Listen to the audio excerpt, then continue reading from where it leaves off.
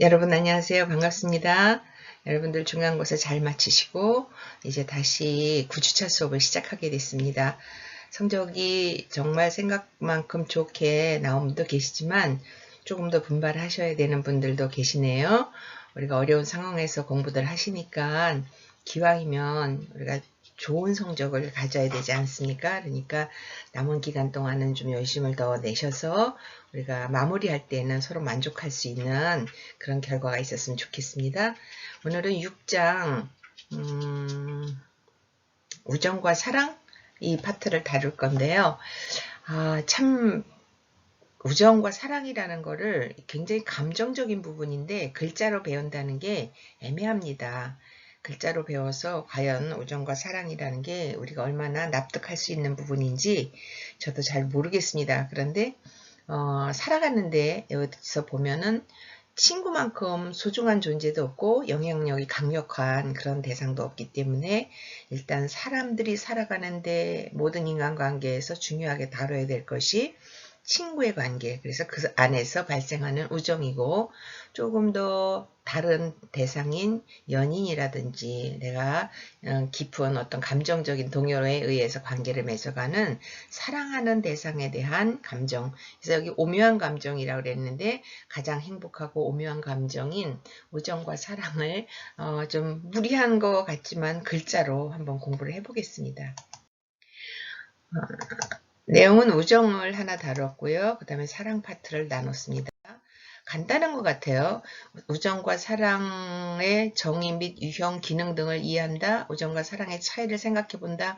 내용이 이렇게 간단한데 또 교재로 실제로 들어가 보면 굉장히 복잡해요. 왜 그런가 생각해 봤더니 처음에 말씀드린 것처럼 글자로 정의하기에는 이게 선명한 답을 얻기가 어려운 그런 애매한 부분이 바로 이것이기 때문에 그런 게 아닌가 생각이 듭니다. 그냥 우리 교재에 있는 거로 중심으로 공부를 빨리 하도록 하겠습니다. 자, 우리 여러분들 교재 161페이지에 우정이라는 것에 대한 정의를 내려놨습니다.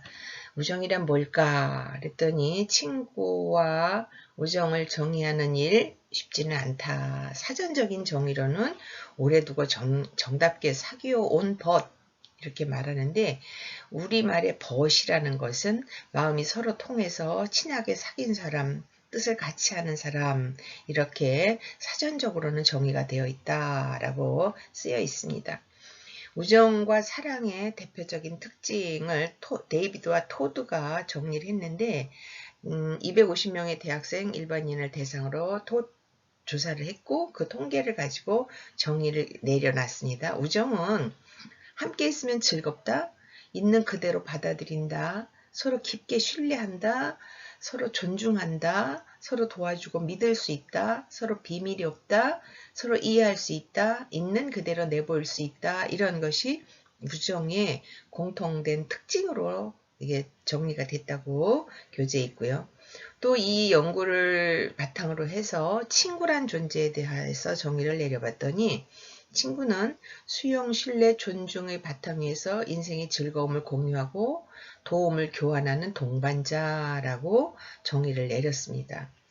이렇게 우정이라는 것은 살면서 우리에게 뭐든지 힘이 되고 또 나를 그대로 노출할 수 있는 대상이고 깊이 서로를 이해하고 이런 좋은 관계 가운데에서 친구, 우정이라는 것을 이제 설명을 했습니다. 그러면 그 다음에 사랑과 우정은 공통점도 있고 차이점도 있는데 그 교재 162페이지를 보시면 우정과 사랑에 대해서 연구한 데이비와 토드는 이렇게 얘기했습니다. 우정과 사랑은 매우 유사한 공통점을 지니는데 공통점은 뭐냐 하면 함께 있으면 즐겁고 편안하다, 서로를 있는 그대로 받아들인다, 신뢰하고 존중한다, 상호 간에 비밀이 없이 감정이나 경험을 솔직하게 털어놓는다, 상대편이 왜 그런 행동을 하는지, 왜 그런 감정을 느끼는지 이해할 수 있었다. 또 뭐 서로 힘이 되고 어려울 때 도와준다. 이런 특징들을 나타내고 있다. 이게 공통점이라고 그랬어요. 그런데 사랑은, 애정은 또 다른 차이점이 있는데 가장 대표적인 게 열정적인 측면이에요. 우정하고 다른 차이점의 가장 대표적인 것은 열정적이고 그 다음에 보호적인 측면이 있어요.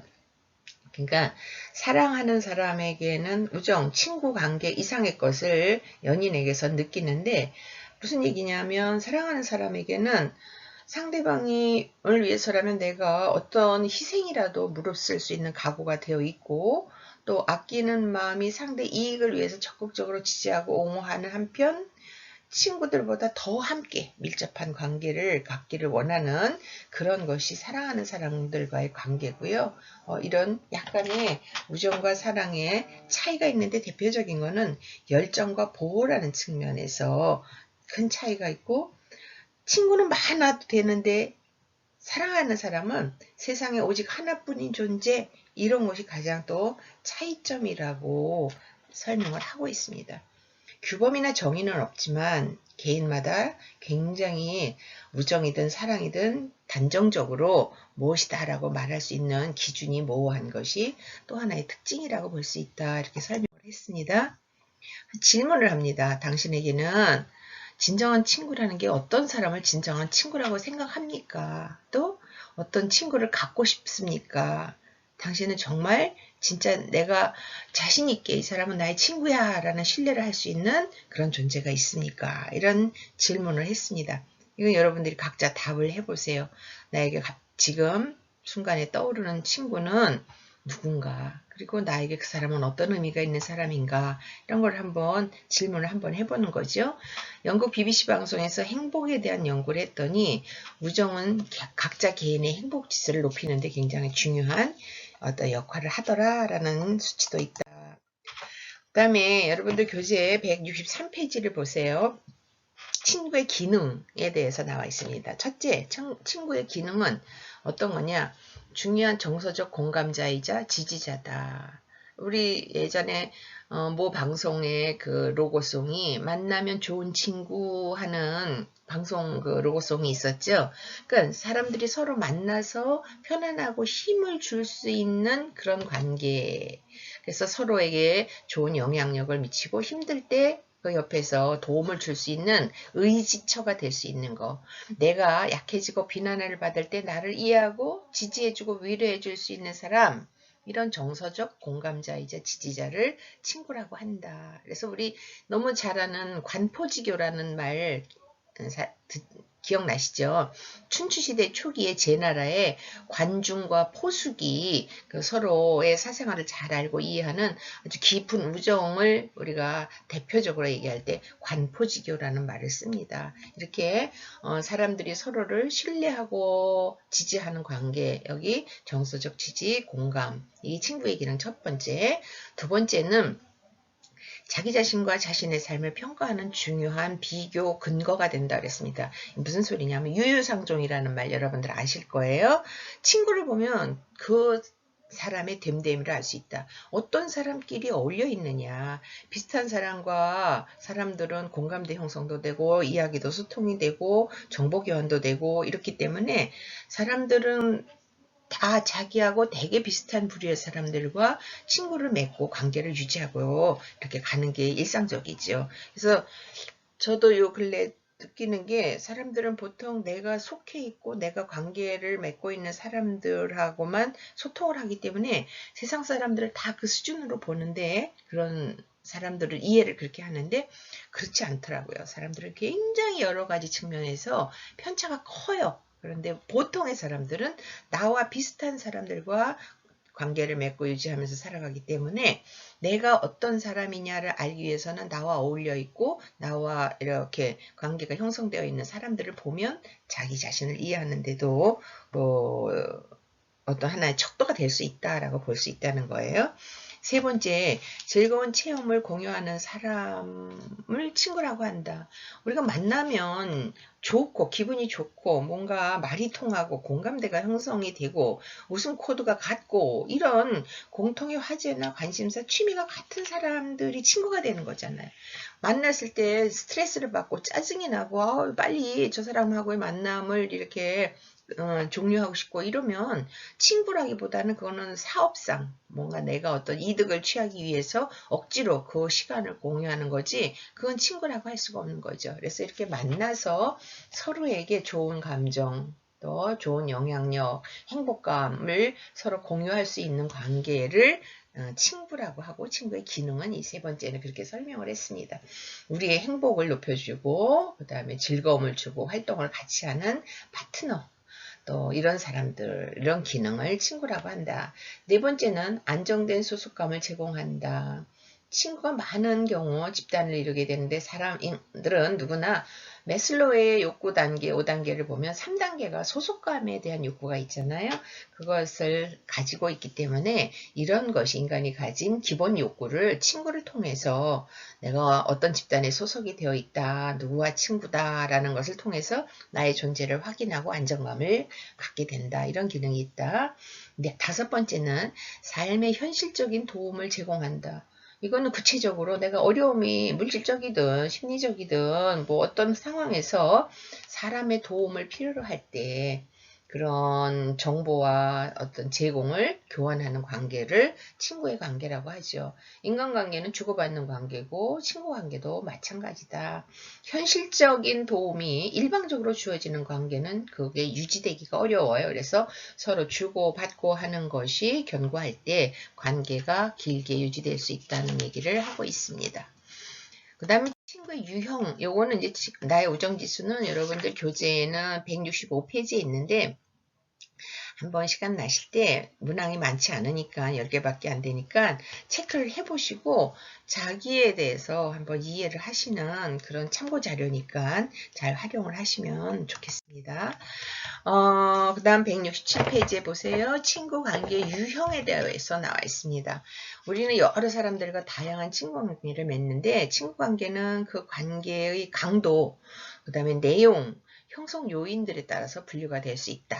그런 얘기를 했어요. 거기 보시면 친구 중에도 그 절친이 있고 단짝이 있고 중마고 생명을 나눌 수 있는 이런 굉장히 다양한 친구에 대해서 내가 표현을 하는 방식이 어떻게 내가 이 사람을 인식하느냐가 이제 그런 단어 하나에도 표현이 될 수 있잖아요. 강도를 우선 보겠습니다. 우정의 강도에 따른 친구 관계를 보면 첫째, 우정은 친구 관계에서 경험하는 정서적 만족도에 비례한다 그랬습니다.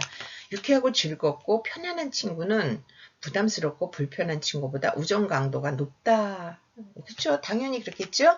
그런데 아울러 미래의 정서적 만족도가 높아질 것이라고 예상되는 친구 관계는 그렇지 못한 관계보다 강한 우정을 느낀다. 그래서 만나서 좋은, 편안한, 즐거운 그런 시간을 공유할 수 있는 관계가 더 밀접하고 강도가 강하다.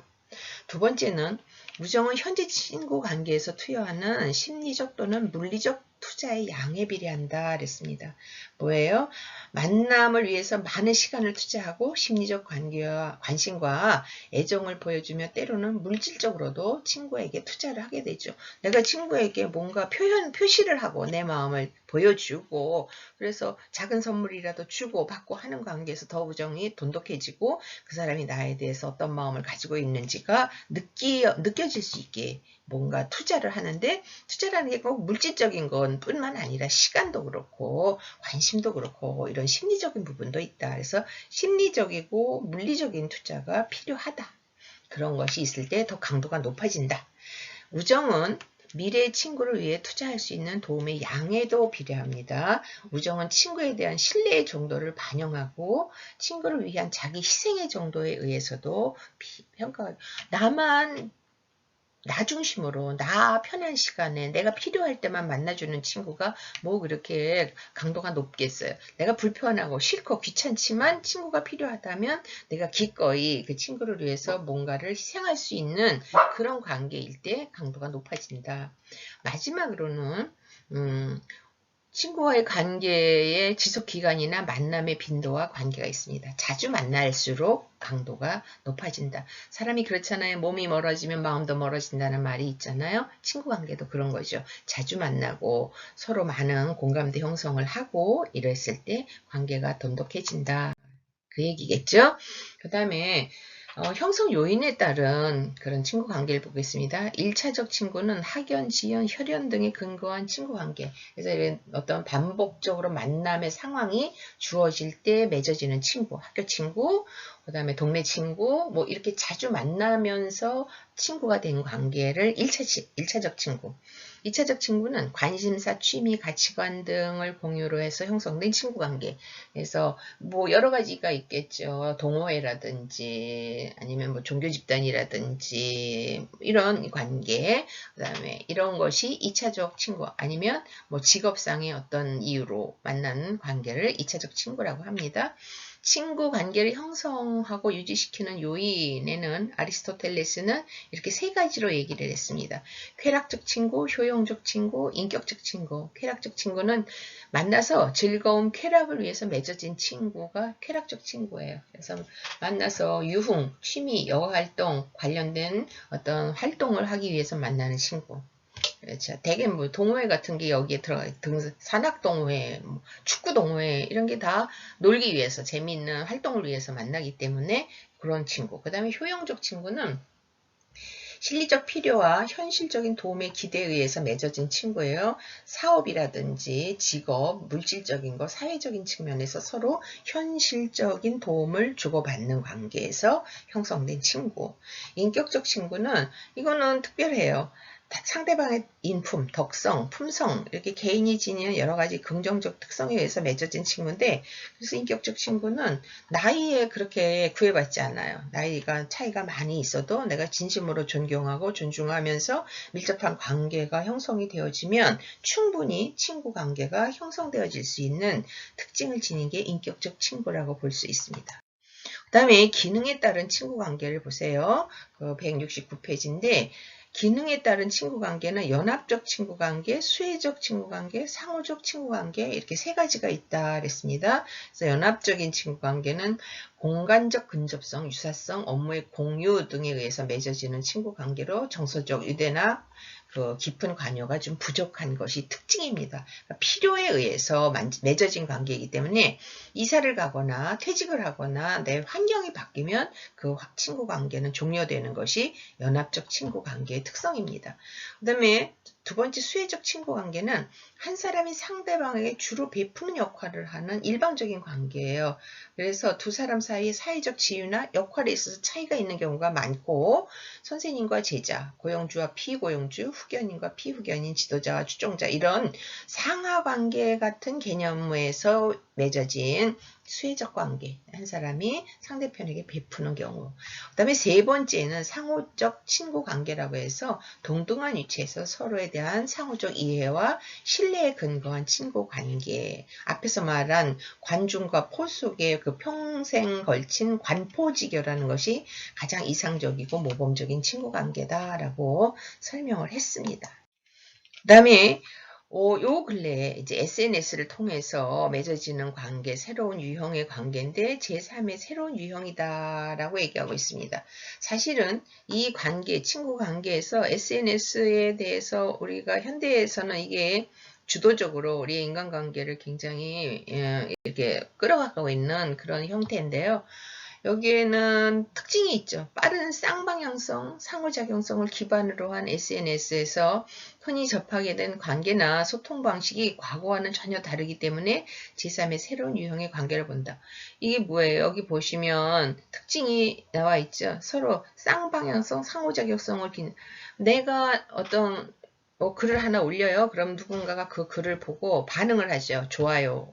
라든지 댓글을 단다든지 해가지고 내 생각에 동의를 하거나 그래서 그 보이지 않는 관계망 속에서 서로 소통을 하는 형식 이게 SNS의 유형이잖아요.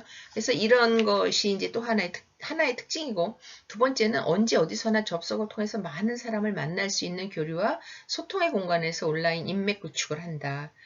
수많은 뭐 팔로우가 몇 명이냐 뭐 몇천 명 몇만 명 막 이런 식으로 우리가 일상생활에서는 도저히 그렇게 많은 사람들과 어떤 교통을 하고 관계를 맺을 수가 없어요. 수천 명의 사람을 내가 어떻게 만나고 그들하고 교통을 하겠어요. 안 되죠. 근데 이 SNS 상에서는 이게 가능하다는 거죠. 그리고 특징이 동시에 즉시성. 내가 글을 하나 올렸을 때 동시에 많은 사람이 즉시 그 글에 반응을 할 수 있고 함께 공유할 수 있고 실시간에 소통이 가능하고 상호작용 서로 그 안에서 많은 이야기가 오고 갈 수 있고 집단지성 많은 사람들이 공통된 그런 관심이라든지 보이는 지적인 수준이 비슷한 사람끼리 관심사가 비슷한 사람끼리 집단을 이뤄서 친구의 관계를 형성하는 제3의 인간관계 SNS상의 관계를 또 이렇게 하나의 특징으로 현대의 특징으로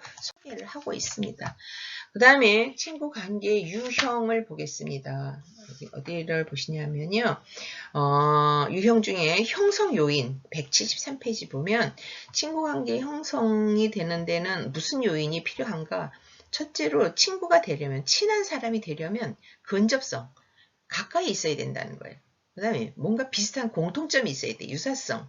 그 다음에 친근한 성품 보상이 있어야 돼. 내가 희생하고 일방적으로 그 사람에게 무조건 다 퍼부어 주는 것만으로 친구가 형성이 안 된다고 그랬죠.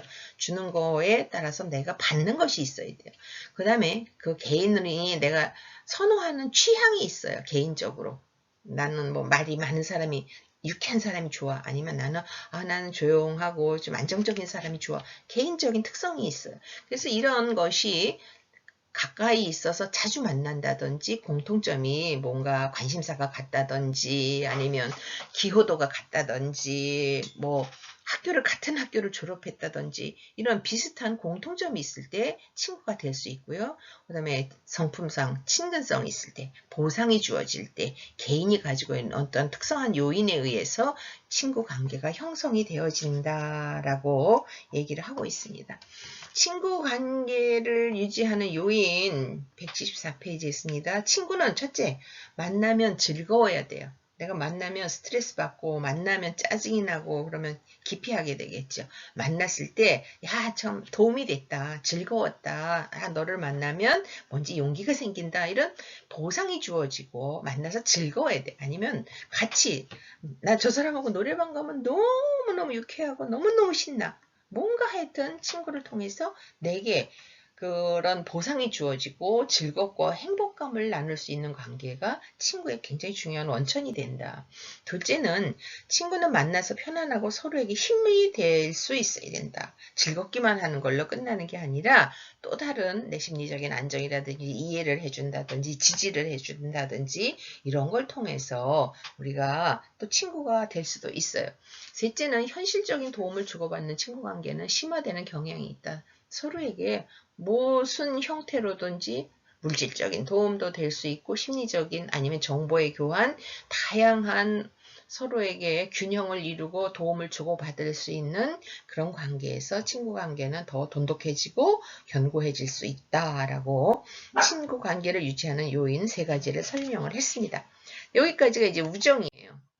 그 다음이 사랑을 다루는데 사랑은 우정보다 더 글자로 배우기가 힘들어요. 그렇지만 많은 사람들이 인생에서 살아가는데 사랑만큼 또 인간에게 주는 굉장히 강력한 감정적인 부분, 중요하게 다뤄지는 부분이 없어요. 그러니까 여러분들이 보세요. 예술작품, 드라마를 보든 음악을 듣든 모든 것에 저변에는 사랑이 깔려 있잖아요. 어쩌면 저렇게 노래 가운데 정말 사랑하는 마음도 헤어졌을 때 그 아픔, 절절함 이런 것이 모든 예술 작품의 기저에 깔려 있어요. 그만큼 인간에게 사랑이라는 거는 굉장히 깊은 의미가 있는 그런 감정인 것 같아요. 그 사랑을 이제 글로 풀었어요. 보니까 175페이지에 사람은 누구나 살아가면서 이거 굉장히 자연 발생적으로 사랑을 받고 싶어하고 그 사람이 영원하기를 바래요. 이거는 루소가 이렇게 말했어요. 산다는 것은 곧 사랑하는 것이고 사랑하지 않는다는 것은 살지 않는 것과 같다. 사람이 살아있다는 것 자체는 사랑하기 때문에 그 기쁨이 있고 향기가 있고 보람이 있고 행복이 있다. 인생에서 사랑을 제거하면 삶의 의미가 없어지고 굉장히 삭막하고 황폐해질 것이다. 라고 이 사랑을 예찬했어요. 그만큼 인간에게는 사랑이라는 게 중요하다. 비록 짝사랑이나 실연으로 끝나더라도 사랑을 하지 않는 것보다는 훨씬 값지며 사랑을 잃었지만 많은 것을 얻는다. 글쎄요. 모르겠어요. 이것에 대해서는 여러분들 각자의 경험에 비추어서 내가 짝사랑이나 실연을 해본 사람은 그거에 대한 의미를 각자가 한번 이런 기회에 내게 주는 유익이 무엇나, 그때 내가 느꼈던 사랑이라는 감정은 무엇이었나 한번 생각을 해보시고요. 사랑은 얻는 것이 아니라 가꾸어 나가는 것이다. 정의를 그렇게 내렸습니다. 서로 노력하고 좋은 열매를 얻을 때까지 서로 뭔가를 힘을 합쳐서 만들어가는 것이 사랑의 과정이다. 상대가 바라기 전에 먼저 무엇을 해줄까 생각해보자. 근데 이거는 내가 해주고 싶어서 해주는 것보다는 상대가 원하는 것이 무엇인지를 알아서 그것을 충족해주는 것이 진짜 사랑이라는 생각이 듭니다.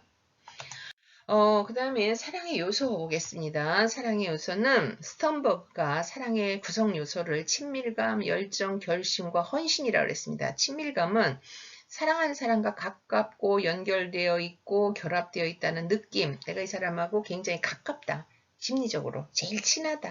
이 사람이 나를 제일 소중하게 생각한다. 이런 느낌을 가졌어요. 그래서 이런 걸 친밀감이라고 하는 거죠. 사랑하는 사람과 가깝고 연결되었고 결합되어 있다라는 느낌, 존중받는다, 이해받는다, 이 사람이 나를 위해서 헌신한다, 이런 느낌을 갖는 거예요. 열정, 사랑하는 사람에게는 그런 희생만 가지고는 또 이게 사랑의 구성이 제대로 되질 않아요. 그래서 낭만, 신체적 매력, 성적 매력을 또 느껴야 돼요. 남자 여자가 서로 사랑을 하는데 존경심 가지고 사랑이라고 그거를 받아들이기에는 뭔지 좀 2% 부족하지 않아요? 그러니까 사랑하는 사람이 있으면 서로 밀접하게 신체적 접촉도 하고 성적 매력도 느끼고 그걸 통해서 완전한 사랑이 이렇게 우리가 서로 공유하고 있다는 충족감을 느껴야 돼요. 이런 열정이 있어야 되는 거예요. 근데 그걸로 또 다가 아니고 그러다 보면 시간이 경과되어지면 열정이 계속 남아있는 게 아니라 식어요. 그 다음엔 어떻게 해야 돼요? 그거를 잘 유지하기 위해서는 결심과 헌신이 필요해. 단기적으로는 어떤 사람을 사랑하기로 결심하는 것, 이건 열정에 들어가겠지만 장기적으로는 그 사랑을 지속시키려는 헌신, 그래서 자기가 노력하고 희생하고 이런 것이 세 가지가 구성이 되어야 건전하고 오래가는 사랑을 유지할 수 있다라고 스턴버그가 설명을 했습니다. 그래서 사랑의 삼각형 교재에 보시면 이렇게 그림이 있었죠. 삼각형이라는 게 어느 한쪽으로 쏠리고 모양이 기울어진 게 아니라 열정과 결심, 헌신, 친밀감이 꼭지점을 이루고 세 개의 균형을 잘 이뤘을 때 건강한 사랑이다. 어느 한쪽으로 치우치면 그것은 사랑을 잃게 된다라고 설명을 하고 있습니다. 에릭 프롬의 그 177페이지 에릭 프롬의 사랑의 기본 요소는 프롬은 뭐라고 얘기했냐? 관심, 책임감, 존경, 지식이라고 그랬어요. 관심, 상대방이 처한 어떤 상황에도 자신이 참여하는 것. 그러니까 이 관심이라는 거는 그 사람이 좋을 때나 고통스러울 때나 뭔지 불편할 때나 어떤 상태에 있어도 내가 그것을 함께 하겠다. 관심을 가지고 그 사람과 공유하고 감정적으로 그 사람과 함께 하겠다. 이런 마음을 말하는 거죠. 책임감, 책임은 상대방에게 반응할 준비가 되어 있는 상태로 상대의 지속적인 성장과 발달에 관심을 가지는 거예요. 책임감. 존경, 상대가 있는 그대로 성장하며 발전해야 한다는 것을 인식하는 것으로 상대의 개성과 독특성을 인정하는 것. 우리가 이것이 참 사랑하는 사람들 사이에 필요한데 존경은 사랑의 어떤 한 형태가 아니고 다른 사람을 향해서 갖게 되는 나보다 뭔가 힘이 있고 지식이 있고 사회적 지위가 있고 이런 대상이 존경의 대상이라고 생각하는데 그렇지 않다는 거예요. 사랑하는 사람에게도 그 사람의 장점, 그 사람의 매력, 그 사람의 독특함에 대해서 우리가 인정해주고 그것을 귀하게 여기는 존경의 자세가 필요하다. 지식 알아야 돼요. 지식적으로. 감정적으로만 건강한 사랑을 유지하는 게 아니라 상대방의 성장을 도와줄 수 있는 개인의 능력이 필요하고 그것을 지식적으로 아는 것도 건강한 사랑을 위해서는 필요하다. 에릭 프롬은 그래서 이렇게 4가지 요소를 사랑의 기본 요소다라고 설명을 했습니다. 사랑의 유형을 이제 178페이지부터 쭉 설명을 했어요. 그거는 존 앨런 리라는 사람이 사랑의 유형을 에로스, 스트로게, 루더스, 매니아, 프리그마, 아가페로 나눠서 설명을 했는데 예, 에로스는 그냥 우리가 일반적으로 생각하는 그 소설과 음악과 모든 예술작품에 기저에 깔려있는 사랑은 대개 에로스지요. 그래서 활활 불타오르는 열정적이고 황홀한 낭만적인 사랑을 에로스라고 합니다. 남녀 간의 사랑은 사실 여기부터 시작하는 거죠. 에로스부터.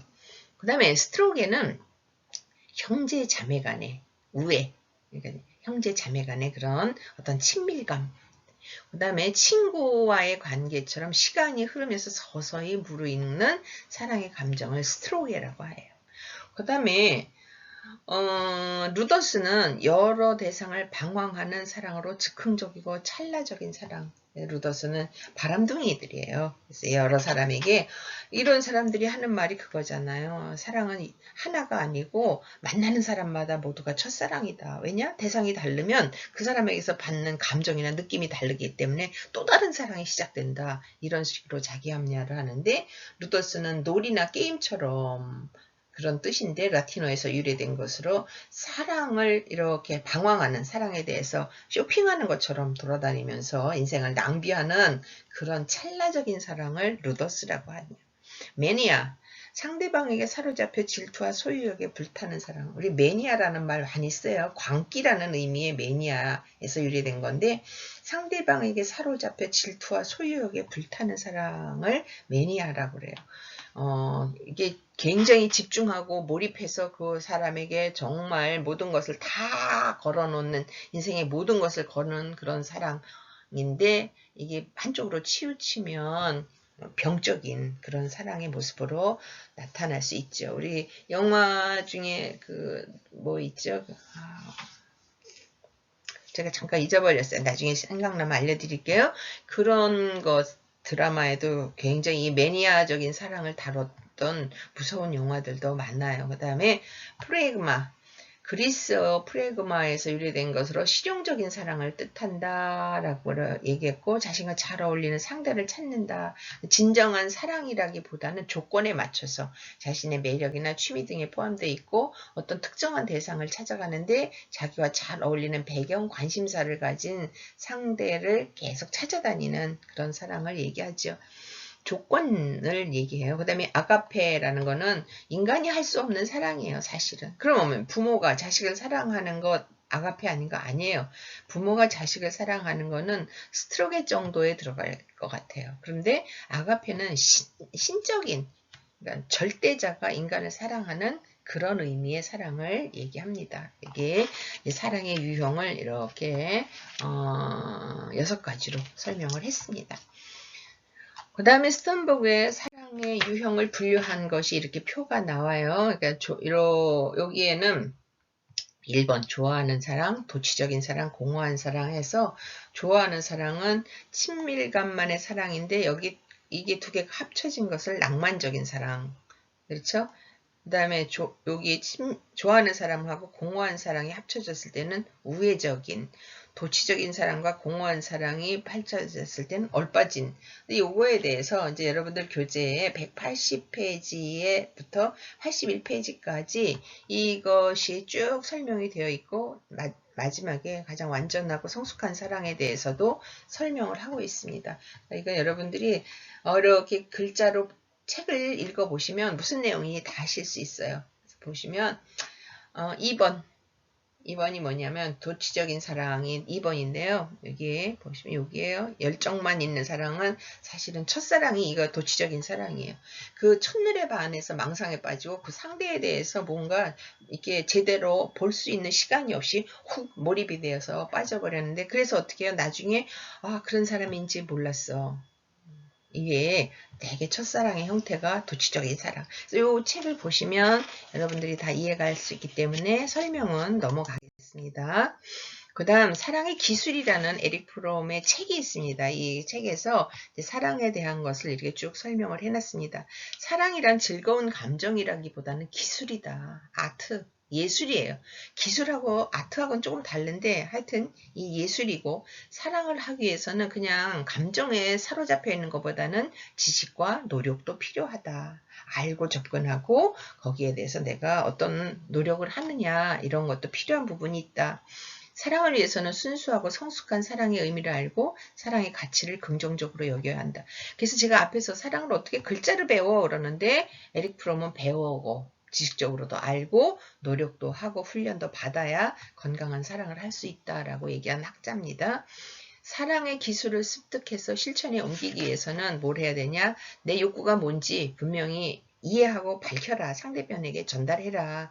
그리고 나만 아는 게 아니라 상대편의 욕구도 알고 그것을 충족시키려고 노력을 해야 된다. 쌍방이 함께 서로의 사랑을 지키는 방식을 이해하고 존중해야 되고 이걸 지켜나가는 데는 용기도 필요하다. 이렇게 간단히 설명을 했습니다.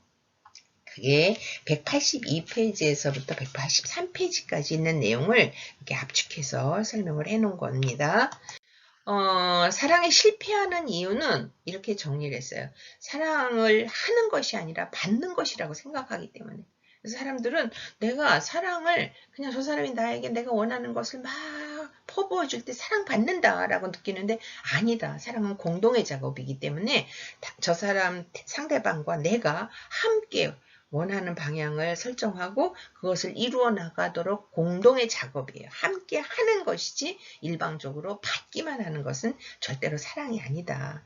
그러다 보면 내가 기대하는 것이 충족이 안 되면 사람들은 상처를 받고 실패라는 이게 헤어지면서 실패한다는 느낌을 받게 되는 거죠. 사랑은 받는 것이 전부가 아니라 함께하는 것이다. 그 다음에 두 번째, 사랑 그 자체가 아닌 배경 조건을 먼저 따지게 되면 어떤 이유 때문에 무엇 때문에 내가 저 사람을 사랑한다라는 조건을 가지고 사람을 사랑하기 시작하면 그 사람에게서 그 조건 배경이 없어졌을 경우에는 사랑한다는 것 자체도 포기를 해야 되잖아요. 그래서 사람 자체를 온전히 이해하고 그 사람이 좋아서 그 사람을 이해해서 그 사람과 내가 함께 해야 되는 분명한 이유를 찾았기 때문에 사랑을 하는 것이 성공적인 사랑을 해가는 방법이지 조건이나 배경 때문에 사랑을 하는 것은 실패의 원인이 될 수 있다. 사랑을 시작하는 처음과 끝이 같아야 한다는 생각. 아니에요. 사람이 처음에는 굉장한 열정을 가지고 사랑을 해요. 그렇지만 시간이 경과되어지면 사람이 다른 면이 보이면서 뭐예요? 사람이 변했다고 생각을 하는데 변하는 거는 쌍방이 마찬가지죠. 그래서 사랑은 변하는 거예요. 변하는 것을 받아들이는 거고 그게 바로 이해의 과정이에요. 그래서 우리 보통 이제 상담을 하거나 그럴 때 보면 사람들이 그래요. 저 사람이 처음에는 굉장히 나를 열정적으로 절절 끓는 사랑을 했는데 지금은 뜨뜨미지근해졌어요. 당연히 그렇죠. 시간이 경과되었는데도 계속 처음에 만났을 때처럼 열정적인 사랑을 하면 그건 약간 정신병적인 문제가 있어요. 정신과적인 문제가 있어요. 시간이 경과되어지면 뜨거웠던 것이 떳떳해지고 따뜻한 것으로 유지가 되는 것이 정상이고 그것이 오히려 오래가는 건강한 사랑이다라고 이해하시면 될 것 같습니다. 여러분들 교재에 있는 이성관계 만족척도도 여러분들 자신을 이해하는 데 도움이 되는 그런 척도이기 때문에 교재를 활용해서 자기 이해를 하는 그런 방법으로 한번 테스트를 해보시고 도움을 받으셨으면 좋겠습니다. 자, 수고 많이 하셨고요. 오늘은 여기서 수업을 마칩니다. 이 수업은 10월 31일 9주차 수업이고요. 다음 10주차 수업은 11월 7일 일요일에 또 있을 겁니다. 한 주 동안 지금 여러 가지 상황이 긍정적으로 변한다고 하지만 위험한 요소는 계속 존재합니다. 개인적인 위생관리 잘 하시고 여러분들 건강하게 한 주 잘 보내시고 다시 11월 달에 만나 뵙도록 하겠습니다. 수고하셨습니다. 감사합니다.